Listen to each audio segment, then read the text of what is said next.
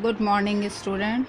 Today we will read Geography, lesson number 2, Resources, Land, Soil and Water.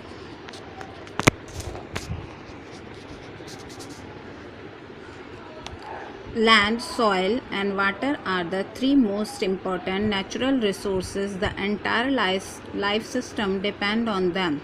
Land यानी भूमि, soil मिट्टी और water पानी, ये तीनों इम्पॉर्टेंट नेचुरल रिसोर्सेस हैं जिस पे हमारा सारा जीवन डिपेंड रहता है।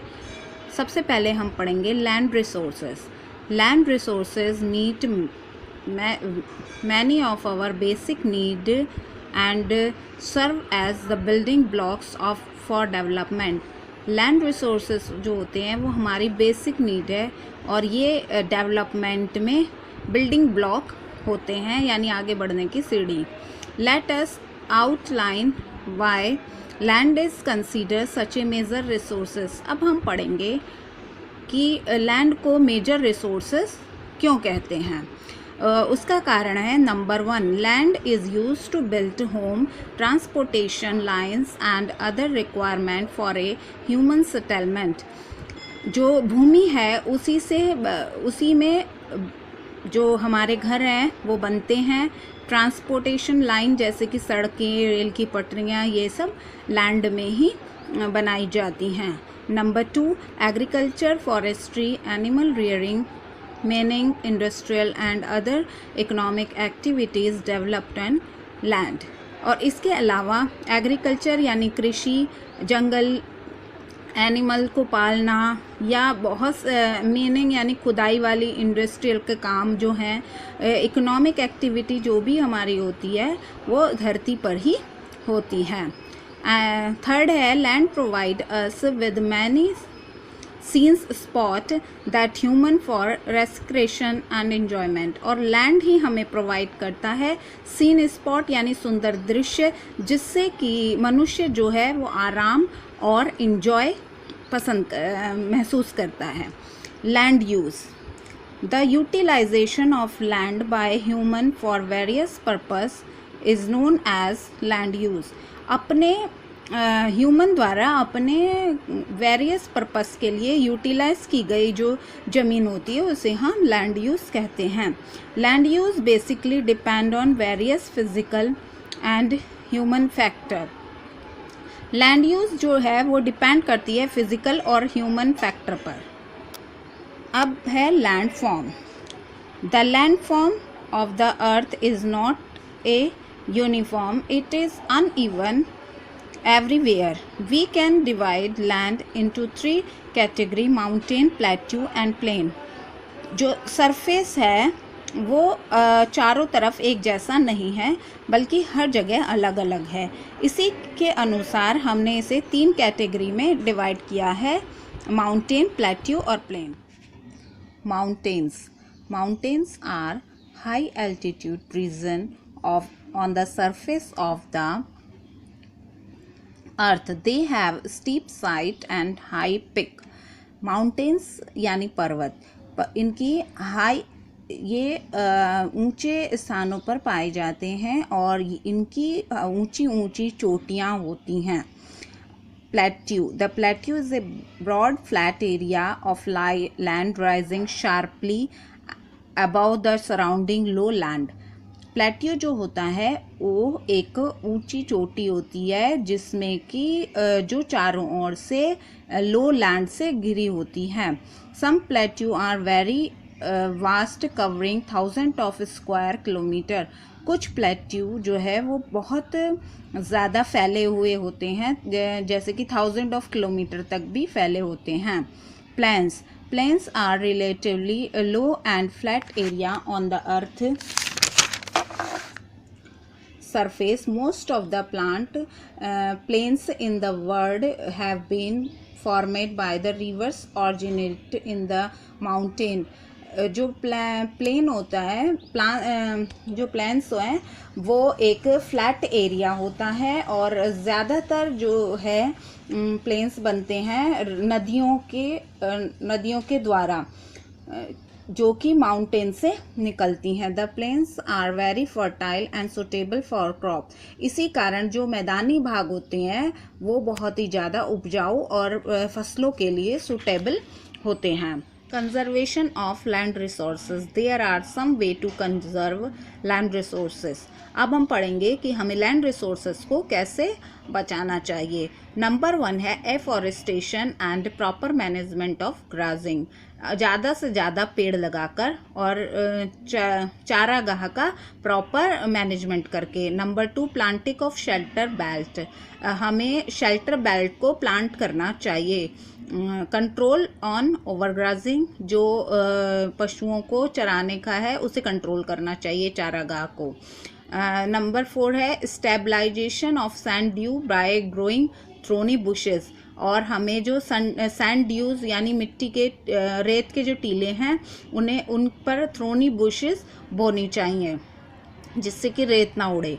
Proper management of waste land, control of mining activity and proper discharge of industrial effluent can reduce land degradation।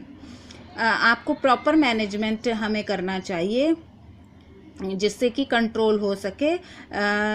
Mining activity मतलब कि जो ये खदान होते हैं इसकी एक्टिविटी को, और इंडस्ट्रियल इन्फ्लुएंस को भी हमें रिड्यूस करना चाहिए जिससे कि लैंड कंजर्वेशन हो सके। सेकंड टॉपिक है आपका soil resources. Soil is prime resources, soil भी हमारा प्राइम रिसोर्सेस है यानी मिट्टी। The plant that grow on land should not exist without the thin loose surface layer that we call soil। जो प्लांट हैं वो सॉइल में ही उगते हैं, और जो इसकी पतली सी और लॉस सरफेस लेयर होती है उसे हम मिट्टी कहते हैं। It is important to us because plant, animals and human life are directly और indirectly depend on soil. Soil हमारे लिए बहुत इंपॉर्टेंट होती है क्योंकि प्लांट, एनिमल और ह्यूमन लाइफ जो हमारी लाइफ है वो डायरेक्टली और इनडायरेक्टली मिट्टी पर ही निर्भर होती है। Beside food fibre that provide us with clothing and many other products of daily life are also grown in soil। इसके अलावा बहुत से फूड फाइबर्स होते हैं और हमारी डेली यूज़ की चीज़ें हैं जो कि मिट्टी में ही उगती हैं। Soil profile, the 3 main layer of the soil are top soil, subsoil and parents rock including the fragmented rock material. 3 layers होती हैं सॉइल प्रोफाइल में, top soil, subsoil and parents rock.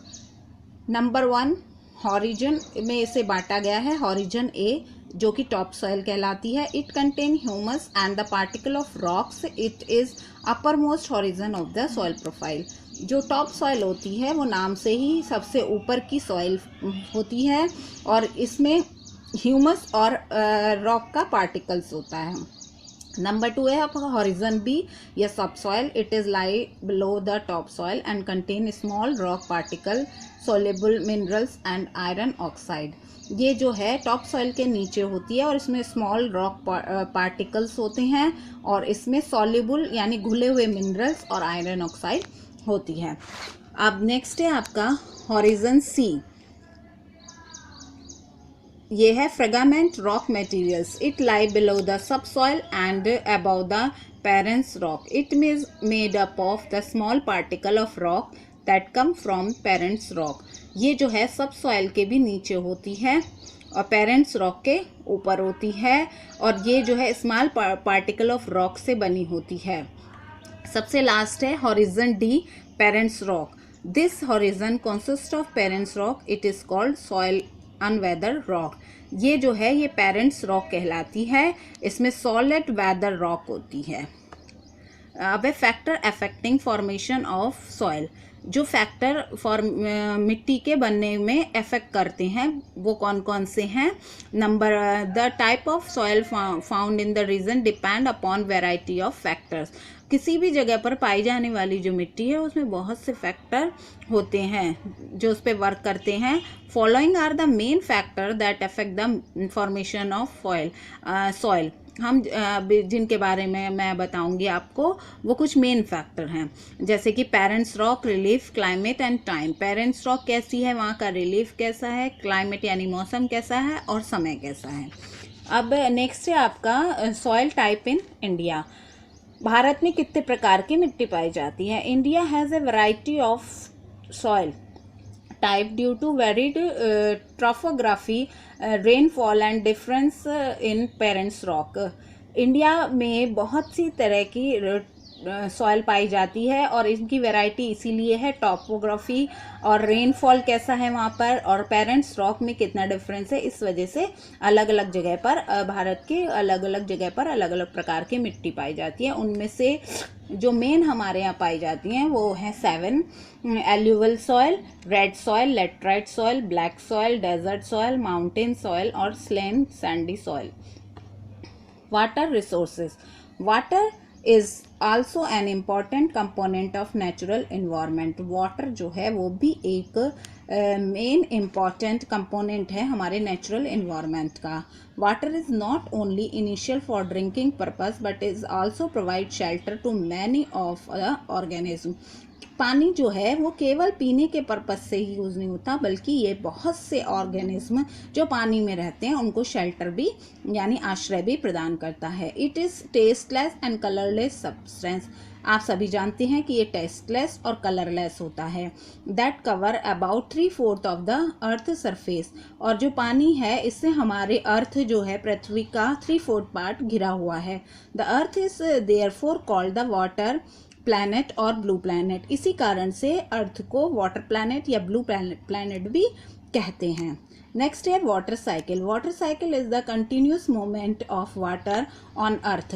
Water cycle जो है वो continuous movement, water का continuous movement जो अर्थ पर है उसके कारण उसे वाटर साइकिल कहते हैं। And the below of the above and below of the surface, जो कि जो क्रिया सरफेस अर्थ सरफेस के ऊपर और नीचे चलती रहती है। नेक्स्ट है distribution of water. Water resources are unevenly distributed on earth. Water जो है वो अर्थ पर अनइवनली यानी कि असमान रूप से डिस्ट्रीब्यूटेड है। As you already know, the amount of surface water at a place depend upon the gains from precipitation or and through evaporation, transpiration, etc. हम सभी जानते हैं कि जो वाटर है वो डिपेंड करता है प्रेसिपिटेशन और इवापोरेशन और ट्रांसपिरेशन पर।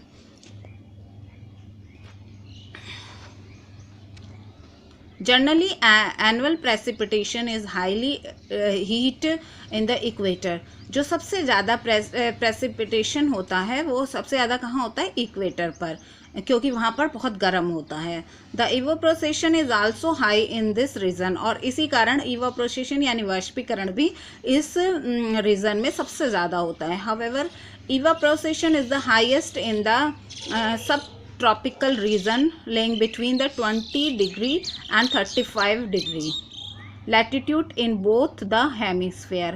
इवापोरेशन जो है वो हाईएस्ट होता है 20 डिग्री और 35 डिग्री के बीच दोनों हेमिस्फीयर में सबसे ज़्यादा होता है। The region between the 45 degree and 60 degree latitude usually the have surplus water. और जो रीजन 45 डिग्री और 60 डिग्री के बीच में पाए जाते हैं वहाँ पे सबसे ज़्यादा सरप्लस होता है, वाटर का मिलता है। इसका मतलब the evaporation and precipitation are the lowest in the highest latitude. और इवापोरेशन और प्रेसिपिटेशन जो है वो सबसे कम होती है जो हाईएस्ट लैटिट्यूड में रीजन आते हैं उनमें। लास्ट है आपका लास्ट टॉपिक है कंजर्वेशन ऑफ वाटर रिसोर्सेज, कि हम वाटर रिसोर्सेज को कैसे बचा सकते हैं। The term conservation refer to the efficient utilization beside protection resources improvement and preservation. Water conservation focus on the several issues like improvement of vegetation cover to improve underground water resources, rainwater harvesting, both the storage and saving wasteful surface runoff. अब हम जो है हम सभी जानते हैं कि जो पानी है उसको हम अपने यूज़ के अकॉर्डिंग ही उसको यूज़ करके ही हम उसे बचा सकते हैं। जैसे कि हम पानी को कैसे बचा सकते हैं कि आपने रेन वाटर हार्वेस्टिंग यानी पानी जो बारिश का पानी है उसको स्टोर करके, और जो पानी वेस्ट हो रहा है उसको हम बचा सकते हैं। जैसे अगर कहीं नल खुला है तो हम उसे बंद कर सकते हैं। हम नहा रहे हैं तो हम पे पहले बाल्टी भरनी चाहिए, उसके बाद नहाना चाहिए। ये नहीं कि आपका नल खुला है पानी ऐसे ही बह रहा है। हम अपने स्वयं की कोशिशों के द्वारा ही पानी को बचा सकते हैं। Okay student, this chapter is complete. Good bye.